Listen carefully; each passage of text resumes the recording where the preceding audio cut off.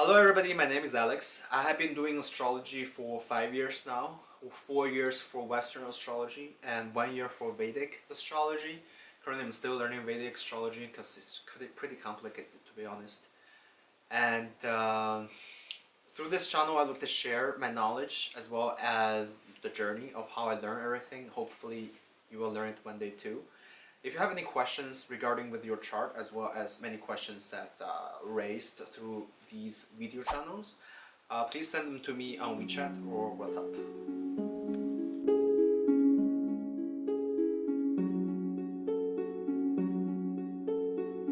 A teacher told me that astrology is a science that is easy to pick up, but very difficult to master. But in my opinion, there are 10 areas that you have to get a basic grasp on before going to advanced study.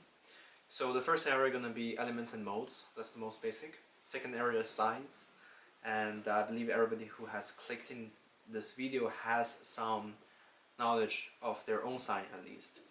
And the third area is the planets and points. Planets are those things that you can see on the sky with naked eyes, or those require a telescope. Which means there are also planets and points. There's also points that cannot be seen, so they don't really occupy physical space. For example, ascendant, for example, midheaven, for example, north and south node does not have a physical body, but they also have significance in your chart. The next area gonna be houses. Houses is the physical compartment on the sky that represent different area of your life. For example, the second house represent financial well-being, personal finance, value system. Everything that you think is important to you is represented in the second house, whereas the 10th house represent career. So the action you have done in this world is recorded in the 10th house. The next is called rulership. Think about it like each sign has a manager, and the well-being of this manager will ensure the functioning of the house, the signs it represents. So the entire study of this chapter is gonna be how the managers and their corresponding signs interact with each other within the chart. The next area is gonna be aspects. So aspect is basically the geometrical relationship between planets and points on the sky, and how that geometrical relationship plays a part in your own chart. The next one, which I believe is number 7, is the interpretation of the entire chart. To basically take everything you learn from steps 1 to 6, put them together in a form that is mostly accrued through experience, then rule into use. And this is, I believe, the part of astrology that is most difficult to learn or train, because it takes time. And the next one gonna be number 8, gonna be transit. Transit is basically how planets move on the sky interact with the planets at the point when you were born. So imagine when you were born, the planets are frozen in the sky, almost like a picture, whereas all the planets after you were born are still moving. So how these moving planets interact with the planets you were born with is called transit. It's a predictive tool. The next one is also a predictive tool called progression. There are many different types of progression. I'm not going to go into them. Yeah, I'm not going to give too much information here because it might confuse you about progression. And the last one is going to be composite.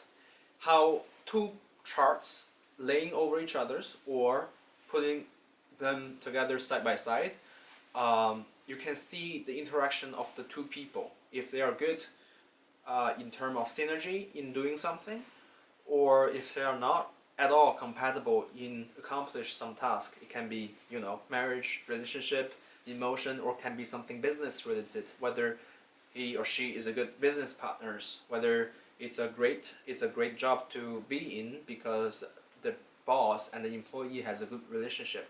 These are seen through the composite or the relationship chart, which is the area number 10.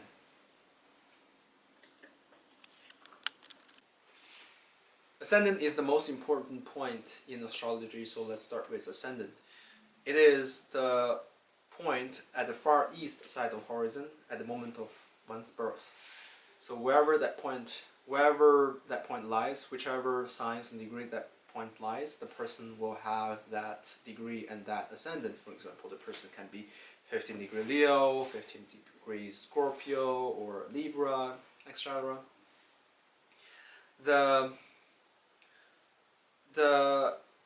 At night, if the sky is completely clear, you can actually see the sky moving, all the stars moving, following the trajectory of the sun from the east to the west. So ascendant is literally the part of the sky that goes, all the stars go from below to above the horizon. So it looks as if the sky is ascending, as if the star is ascending. That's why it's called ascendant. And it means many things, but among those, it means your physical look to some extent. It means the way you interact with the world, how you carry yourself in the world, how you dress yourself, how you react to external events. Some people say that ascendant is like a mask, that you wear it along your life, but I think ascendant is much more profound than that, because it is the most personal point of your chart.